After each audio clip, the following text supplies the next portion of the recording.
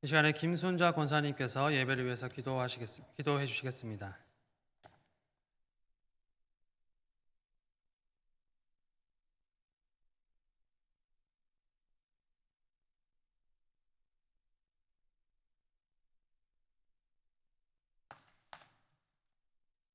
다 같이 기도드리겠습니다.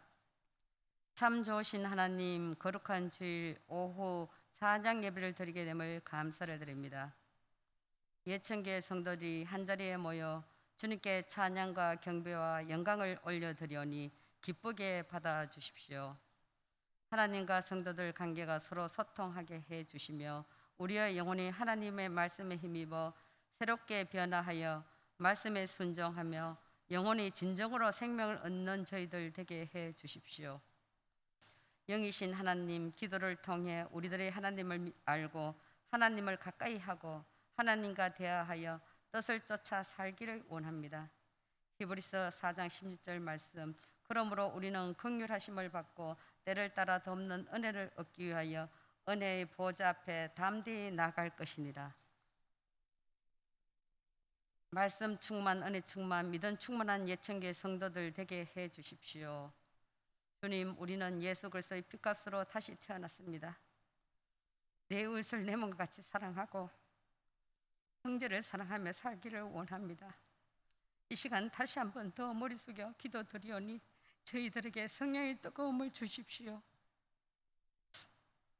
진현수 목사님을 통하여 그 손에서 찾으실 열매를 말씀을 들려줄 때 많은 은혜시 되기를 원합니다.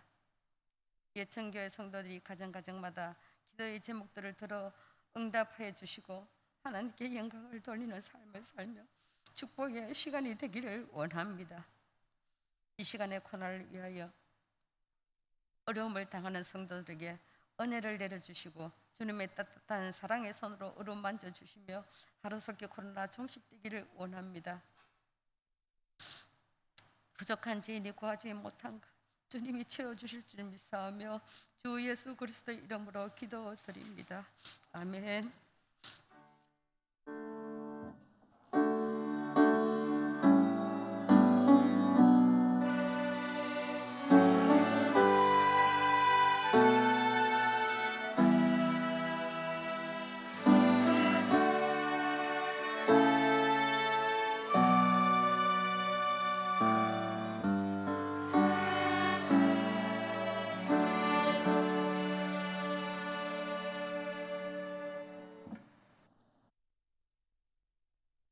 오늘 우리가 함께 나눌 하나님의 말씀은 마태복음 21장 33절에서 46절까지의 말씀입니다. 신약 성경 35면에 기록된 마태복음 21장 33절에서 46절까지의 말씀을 번갈아서 교독하시겠습니다. 다른 한 비유를 들으라. 한 집 주인이 포도원을 만들어 산 울타리로 두르고 거기에 즙자는 틀을 만들고 망대를 짓고 농부들에게 새로 주고 타국에 갔더니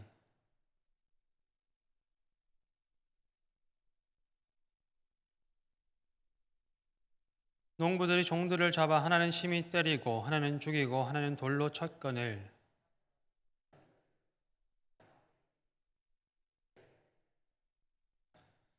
후에 자기 아들을 보내며 이르되 그들이 내 아들은 존대하리라 하였더니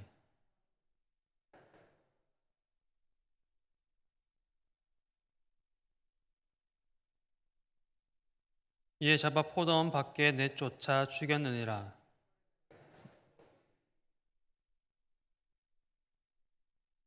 그들이 말하되 그 악한 자들을 진멸하고 포도원이 제때에 열매를 바칠 만한 다른 농부들에게 새로 줄지니이다.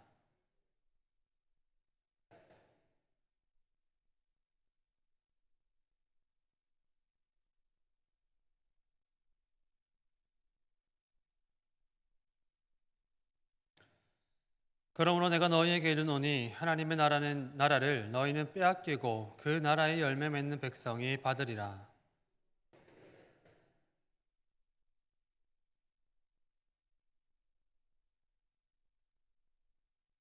대제사장들과 바리새인들이 예수의 비유를 듣고 자기들을 가리켜 말씀하신 줄을 알고 잡고자 하나 무리를 부서하니 이는 그들이 예수를 선지자로 알미었더라. 아멘. 이 시간에는 합주단의 합주로 하나님을 찬양하겠습니다.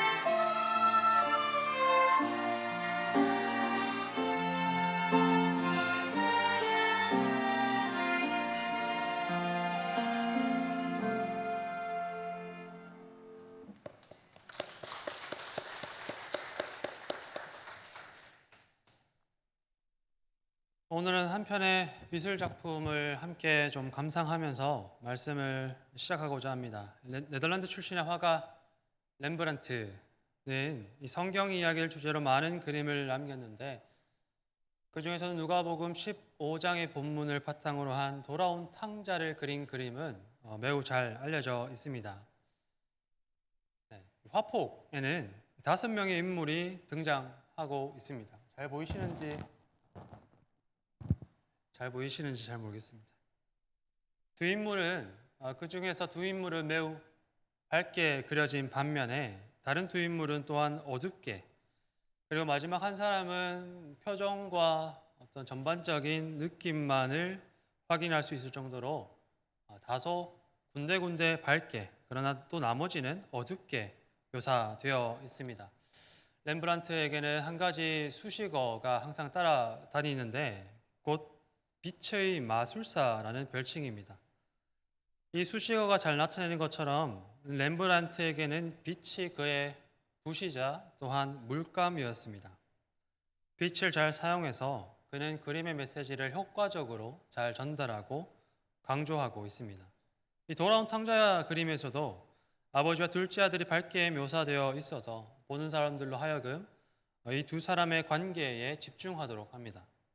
그런가 하면 이 반면에 첫째 아들의 굳은 표정의 얼굴과 앙담은 두 손을 다른 부분들은 어둡게 채색하는 반면에 이 표정과 손에 밝게 표현함으로써 자연스럽게 그 그림을 보는 우리의 시선이 머물 수 있도록 인도합니다. 빛으로 그린 그림, 그 빛은 돌아온 탕자를 사랑으로 맞이하는 아버지와 거기에 대비되어서 첫째 아들을 보여주는 완고함을 잘 나타내고 있습니다.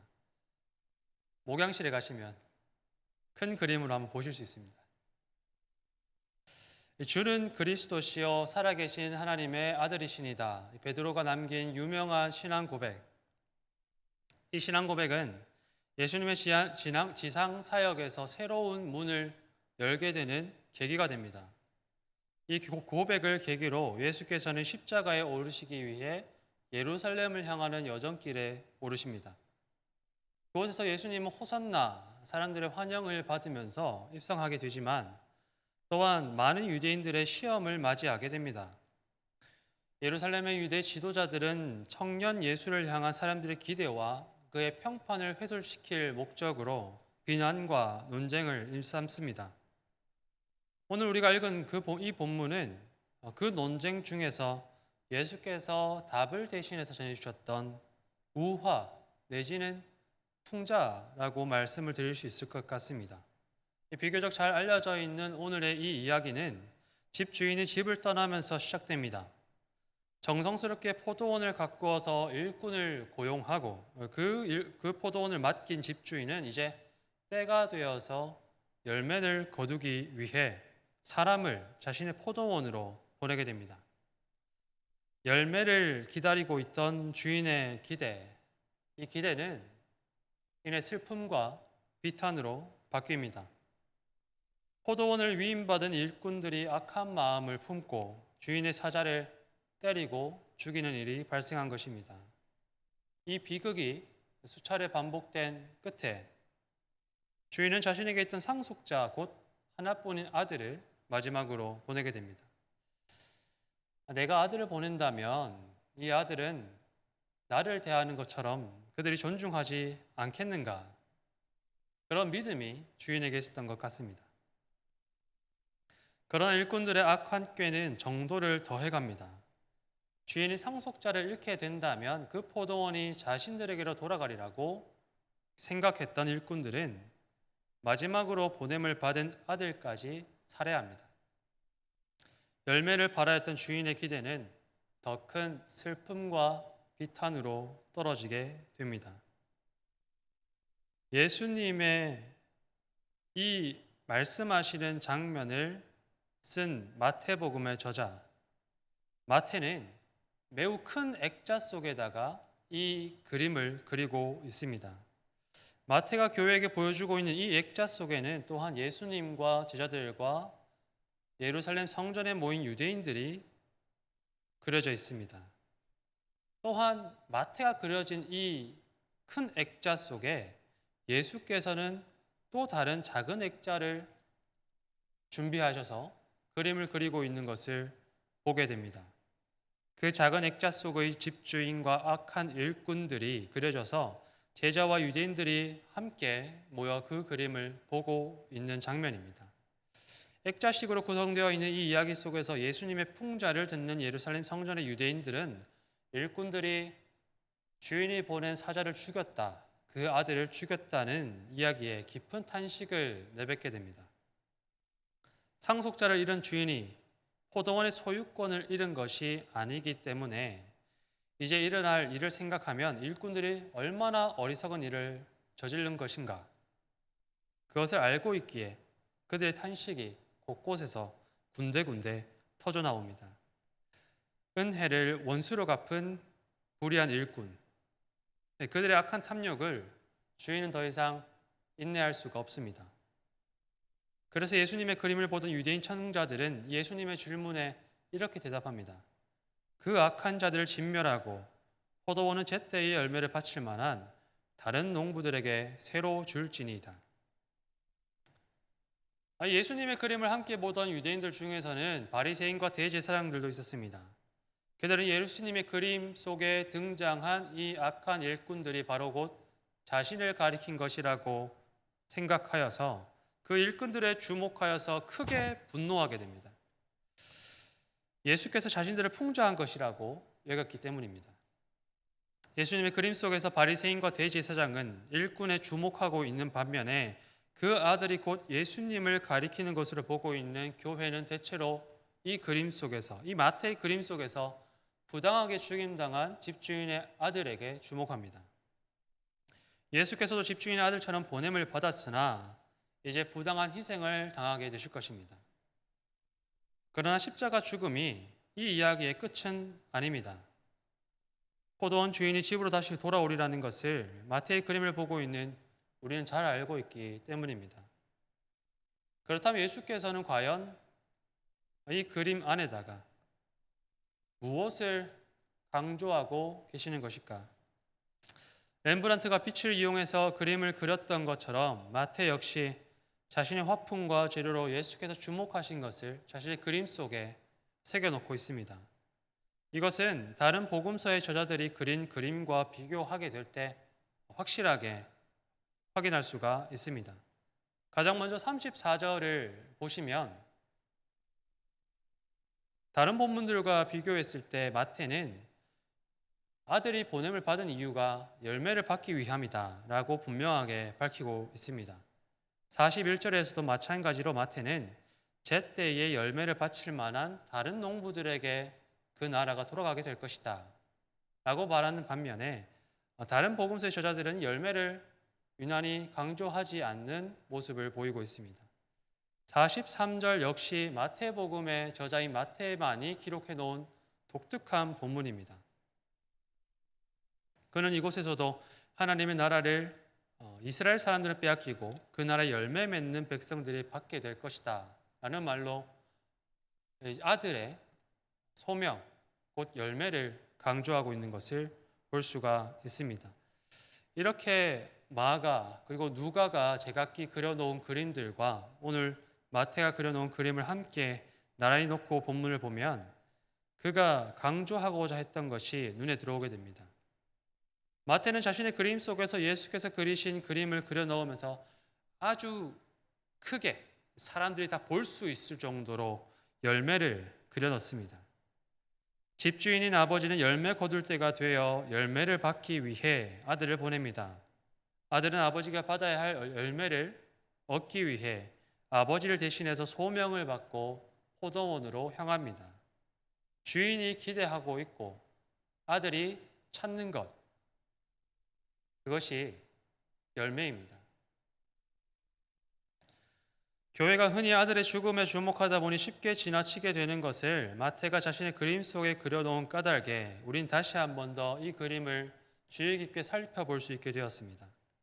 곧 하나님 아들의 소명, 그것은 죄인을 구속하시기 위해 십자가에 죽으시는 것뿐만 아니라 하나님의 백성으로 선택받고 심겨진 자들에게 아버지가 찾으시는 열매를 거두기 위해 이 땅에 오셨다는 것입니다. 렘브란트가 빛의 마술사라고 불리는 것처럼 흔히 마태복음서는 유대인들을 위한 복음서라는 별칭을 가지고 있습니다. 렘브란트에게 빛이 그의 부시자 물감이었던 것처럼 마태에게는 유대 전통, 곧 구약 성경이 가르쳐주는 말씀들과 신앙이 그의 부시자 물감이 되었습니다. 마태의 복음서가 유대인들을 위한 복음서로 불리는 까닭은 그가 예수님의 이야기를 전하면서 유대인 혹은 유대인 출신의 그리스도인들에게 알맞게 유대인에게 익숙한 전통과 말과 표현을 사용해서 유대인의 화풍으로 복음을 그렸기 때문입니다. 그래서 상상해 보건대 마태는 오늘 이 그림을 그리면서 그가 익숙하게 보아왔던 또 다른 그림을 떠올리지 않았을까 싶습니다. 곧 구약 성경에 등장하는 선지자 이사야가 남긴 하나님의 포도원에 대한 그림입니다. 하나님께서는 이사야의 목소리를 빌려서 이렇게 말씀을 전하십니다. 내가 내 포도원을 위하여 행한 것 외에 무엇을 더할 것이 있으랴? 내가 좋은 포도 맺기를 기다렸거늘 들 포도 맺음은 어찌 됨인고? 무릇 만군의 여호와의 포도원은 이스라엘 족속이요 그가 기뻐하시는 나무는 유다 사람이라. 그들에게 정의를 바라였더니 도리어 포악이요 그들에게 공의를 바라셨더니 도리어 부르짖음이었도다.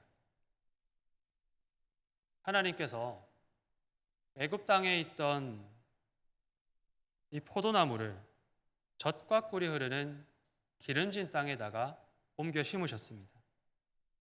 그리고 성령의 양분과 때에 맞는 은혜의 비, 율법과 예언자들의 울타리를 그 둘레에 쳐서 짐승으로부터 그들을 보호하셨습니다. 극상의 포도나무를 심으신 하나님께서는 그 포도나무를 지극히 돌보시고 좋은 열매 맺기를 기대하셨습니다. 그러나 그 포도나무가 거둔 것은 쉬어서 먹을 수 없는 들포도. 하나님께서는 정의와 공의의 열매를 바르셨으나 포악과 비명소리만을 내 백성들로부터 듣게 되었다. 그렇게 한탄하십니다. 마치 좋은 열매 맺기 위해서 집주인이 기대하였던 것이 포악한 폭력과 아들의 죽음으로 되돌아오게 되었던 오늘 이 마태의 그림처럼, 만일 마태가 이 그림을 그리고 난 다음에 43절에 주석을 달아 놓았더라면 열매라는 단어의 별표를 치고 난 다음에 이렇게 쓰지 않았을까 싶습니다. 하나님의 백성에게 찾으시는 열매, 하나님이 언약 백성에게 찾으시는 열매, 곧 정의와 공의. 포도원을 위임받은 일꾼이나 기름진 땅에 심겨진 포도나무나 하나같이 약속된 백성 이스라엘을 가리킵니다. 마태는 자신의 그림 속에서 이 열매가 어떠한 것인지 구체적으로 또한 직접적으로 밝히고 있지는 않으나 일꾼들이 거두어야 했던 열매를 정의와 공의의 열매라고 생각했던 것 같습니다. 오늘날 정의와 공의라고 하면 일반적으로 많은 사람들이 법정을 떠올립니다. 흔히 법원 앞에서 볼 수 있듯이 한 손에 공평한 조울과 다른 한 손에 칼을 들고 서 있는 정의의 여신 디케. 이 정의의 여신 디케가 상징하는 것처럼 정의는 최근 우리 사회에서 뜨거운 감자가 되고 있는 공정의 문제와 같이 자주 저울을 놓고서 엄중하게 그 무게를 경중을 따져서 불합리함이 없는 것으로 여기는 것 같습니다. 때문에 정의는 다소 차갑고 냉철한 것, 사람의 마음보다는 이성이 먼저 움직여야 하는 것, 감정이 배제된 것으로 여겨집니다. 그런데 성경을 잘 읽어보면 하나님의 정의, 그 정의가 조금 다른 색깔을 띠고 있다는 것을 우리는 발견합니다. 하나님의 공의는 차갑기보다는 따뜻합니다. 그 정의와 공의는 사람이 가진 것으로 차별하지 않는 공정함을 내포하지만 동시에 약한 자들과 고통받는 이들에게 이들의 신음에 귀를 기울이는 것입니다. 하나님의 정의는 법이 보장하고 있는 채권자의 권리를 따라서 노예로 팔려간 사람들에게 희년을 선포합니다. 하나님의 공의는 불의한 이스라엘을 값없이 속량합니다. 하나님의 정의와 공의는 죄인을 위해 자기 아들을 십자가에 내어 주었습니다. 그래야 정의와 공의의 하나님을 기억하는 마태는 예수님의 또 다른 말씀을 기억합니다. 예언자 호세아의 말씀을 인용한 예수께서는 이렇게 말씀하십니다. 나는 자비를 원하고 제사를 원하지 아니하노라. 하신 뜻을 너희가 알았더라면 무죄한 자를 정죄하지 아니하였으리라. 인자는 안식일의 주인이니라. 나는 자비를 원하고 제사를 원하지 아니하노니. 정의와 공의의 하나님은 또한 자비와 긍휼의 하나님이십니다. 우리에게는 너무나도 다른 말로 구분되는 이 두 가지가 예수님께는, 하나님께는 하나입니다. 하나님의 소명을 받고 이 땅에서 예수께서 찾으신 열매, 그것은 자비와 긍휼의 마음으로 그 백성들의 마음에 심은 정의와 공의의 열매입니다. 우리는 무심코 성경을 읽다 보면 이따금 이런 궁금증이 생깁니다. 왜 성경은 한 분 예수께 대하여서 4권의 성경을 기록해 놓았을까? 마태, 마가, 누가복음은 특히 내용이 비슷하고 겹치는 것이 너무 많기 때문에 차라리 한 권으로 모아 놓았더라면 우리가 읽기가 훨씬 수월했을 텐데, 복음서를 연구하는 사람들은 그 이유를 다양하게 분석하고 있는데, 마태가 유대인 출신의 교회를 위해 유대 전통의 물감으로 예수님을 그렸던 것처럼 서로 다른 교회의 상황들에 맞게 새롭게 예수님의 복음이 전해져야 하는 필요성이 있었기 때문이라고 설명을 합니다. 마태복음을 통해 예수님을 배웠던 교회 공동체, 그 교회 공동체는 주로 유대인들로 구성되어 있었지만 정작 그들의 삶은 갈릴리와 예루살렘이 속한 팔레스타인이 아니라 이방인의 땅, 시리아의 안디옥이었을 것이라고 추정합니다. 안디옥은 예수님께서 살고 계시던 그 당시의 로마 제국 안에서도 세 번째로 큰 도시로 50여만 명이 넘는 사람들이 살고 있었다고 전해집니다. 이 매우 큰 도시 안디옥, 클 뿐만 아니라 부유하였고 또한 많은 인종과 문화가 오고 가면서 비교적 포용적인 분위기를 가지고 있었습니다. 그런데 우리가 사도행전에서 보는 것처럼 초대 교회는 스데반의 선교 이후에 큰 위기를 맞습니다. 예루살렘 교회에 가해진 박해로 인해서 성도들이 뿔뿔이 예루살렘을 떠나서 뿔뿔이 흩어지게 되는 것입니다. 흩어진 정도의 일부는 안디옥의 자리를 잡게 됩니다. 고향 예루살렘을 떠나서 낯선 안디옥, 그것도 이방인의 땅, 부정하다고 여겨지는 사람들의 삶 사이에 자리를 잡게 된 유대 그리스도인들. 이제는 유대인들의 회당에서도 쫓겨났기 때문에 더 이상 도움을 얻을 수 있는 커뮤니티도 잃어버린 이 성도들은 아이러니하게도 그들이 지금까지 부정하다고 여겼던 이방인들의 환대, 그 낯선 이방인들의 환대를 통해 안디옥이라는 낯선 장소에 정착하게 됩니다. 그렇게 세워진 안디옥의 교회는 자신들을 받아주었던 이방인들과 같이 이방인을 향한 담장을 허물고 이방인 선교의 중심지로 거듭나게 됩니다. 환대받은 교회가 환대를 베풀며 날로 성장하며 교회는 또한 부요하게 되었고, 이방인들을 받아들인 이 안디옥의 교회가 훗날 기근으로 어려움을 당하게 되는 예루살렘 교회를 위해 연보할 수 있게 되는 그런 성장에 이르게 됩니다. 마태복음의 저자는 그런 안디옥 교회를 향해서 예수님의 말씀을 다시금 들려줍니다. 예수님의 이야기 속에 등장하는 이 43절의 너희, 곧 하나님 나라를 빼앗기는 자들은 먼저 하나님의 백성으로 선택받은 사람들, 이스라엘 백성들을 가리킵니다. 그들이 지금까지 열매를 맺지 않았기 때문에, 예수님께서 그들 손에서 공의와 자비의 열매를 찾지 못하셨기 때문에 하나님 나라는 이제 옮겨지게 될 것입니다. 바로 예수 그리스도를 통한 하나님의 새로운 공동체, 교회. 그러나 마태는 곧장 하나님 나라가 예수님 통해서 세워진 새로운 이스라엘 교회로 돌아갈 것이다라고 곧장 말하는 대신에 예수님의 말씀을 이렇게 기록해 놓고 있습니다. 그 나라는 그 나라의 열매 맺는 백성이 받을 것이다. 새로운 백성, 새로운 언약 공동체, 예수 그리스도를 통해서 구원받은 너희 교회가 그 나라를 받을 것이라 말하지 않고 그 나라의 열매 맺는 백성이 받게 될 것이다.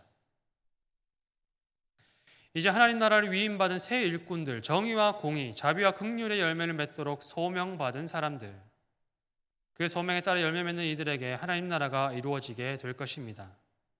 시리아의 안디옥, 고향 땅에서 쫓겨나서 낯선 땅에서 이방인이 되어서 받은 환대 위에 세워진 교회에게 하나님은 그들이 받았던 자비와 긍휼의 열매를 맺기를 기대하십니다. 전란의 폐허 속에서 100년이 채 되지 않은 시간을 지나가며 세계적으로 유례없는 성장을 이룬 한국 사회를 수식하는 말들, 많은 말들이 있지만 그 중에서도 도움을 받던 나라에서 도움 주는 나라로 라는 말처럼 한국의 성장과 변화된 위상을 잘 포착하는 말이 또 있을까 싶습니다. 한국 사회와 함께 성장한 한국 교회 역시 비슷한 평가를 받습니다. 한반도 백성의 처지를 너무나도 안타까워하면서 선교사들이 눈물로 뿌렸던 복음의 씨앗이 2세기가 채 되지 않아서 선교 역사상 보기 드문 성장을 이루어내었습니다. 선교받던 교회에서 선교하는 교회로 5천만이라는 그리 많지 않은 인구와 너무나도 보잘것없는 너비의 영토 안에서도 단일 교회로는 세계에서 가장 큰 규모의 교회를 보유한 교회, 한국 교회를 수식하는 말들입니다. 교회는 매해 6월과 8월이 되면 나라와 역사를 생각하며 항상 이렇게 고백합니다. 이 모든 것이 하나님의 은혜입니다. 하나님께서는 한 집주인이 포도원을 만들어서 산울타리로 두르고 즙 짜는 틀을 만들고 망대를 짓듯 교회를 세우십니다. 하나님은 심히 기름진 산에 땅을 파서 돌을 제하고 극상품 포도나무를 심고 망대를 세우고 술틀을 파서 또한 정성스럽게 가꾸십니다. 그리고 그 하나님께서 그 포도나무의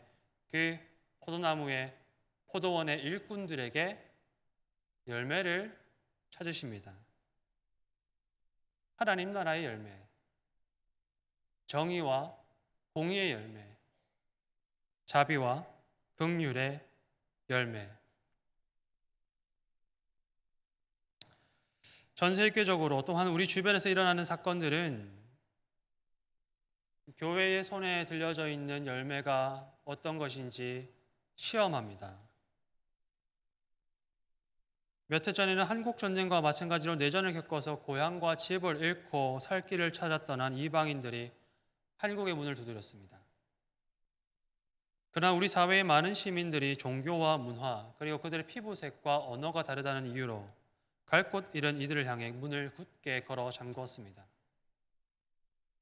그 가운데는 집단적인 행동으로 반대하는 교회들도 있었습니다. 이 코로나라는 전 세계, 온 사회가 함께 고통 겪는 새로운 환경에서 역시 교회는 다시금 그 열매를 시험받습니다.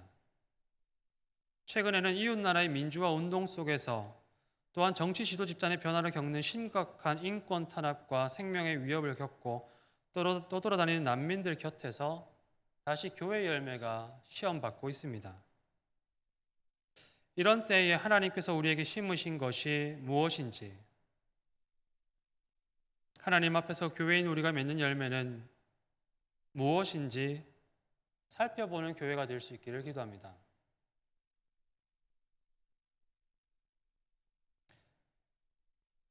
역사상 유례 없는 성장을 이룬 교회, 세계 어디에 내놔도 비길 데가 없는 교회,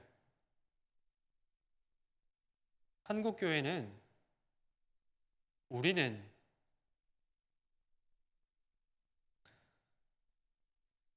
하나님이 만들어 놓으신 이 포도원에 걸맞는 열매를 하나님과 함께 나누고 있는지, 그 나라를 우리에게 맡기셨기 때문에 그 나라의 백성된 우리는 예수님의 이 말씀을 함께 기억하기를 소망합니다. 이 돌 위에 떨어지는 자는 깨지겠고 이 돌이 사람 위에 떨어지면 그를 가루로 만들어 흩으리라. 예수께서 우리에게 찾으시는 열매, 그 열매가 모퉁이 돌 대신 예수님 위에 선 우리의 믿음과 행실과 마음속에 맺혀서 하나님께 영광 될 수 있기를 주님의 이름으로 축원합니다. 함께 기도하시겠습니다. 하나님, 주님께서 우리에게 주신 은혜를 생각할 때 그 은혜가 우리 삶 속에서 맺어가는 열매를 기억하게 하여 주옵소서. 주님께서 우리에게 주신 말씀을 들을 때 그 말씀의 씨앗이 품고 있는 열매를 기대하는 성도 되게 하옵소서. 우리에게 주신 구원을 감사드릴 때 그 구원의 열매로 하나님께 기쁨 되는 교회, 성도 될 수 있기를 기도드립니다. 우리를 긍휼히 여기시는 하나님, 그 자비와 긍휼과 정의와 공의를 닮아 같은 열매 맺어 나가는 복된 성도가 될 수 있도록 우리를 인도하여 주옵소서. 예수님의 이름으로 기도드립니다. 아멘. 찬송가 212장 통일찬송가는 347장 찬양하신 후에 담임 목사님 나오셔서 교회 소식 전해주시고 축도로 예배를 마치겠습니다.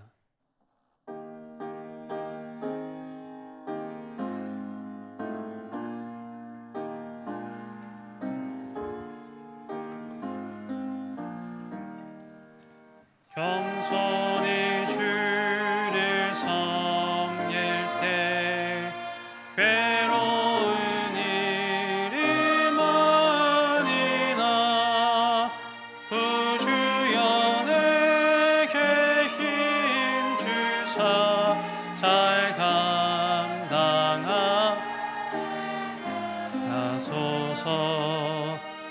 인자한 말을 가지고 사람을 감화시키며 갈 길을 잃은 무리를 잘 인도하게 하소서.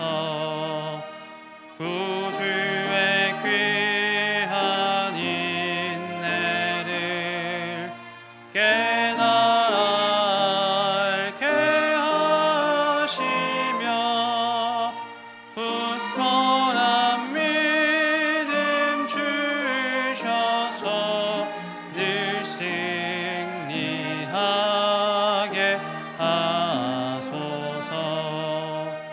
장래의 영광 비추사 소망이 되게 하시며 구주와 함께 살면서 참 평강 얻게 하소서.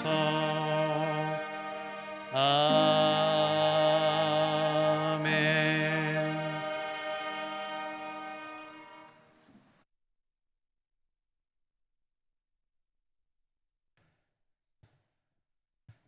성경 읽기 손병희 명의집사님 열독을 하셨다는 소식 전해드리고, 성경 열심히 읽으셨습니다. 앞으로도 더 많이 읽으시기 바라고요.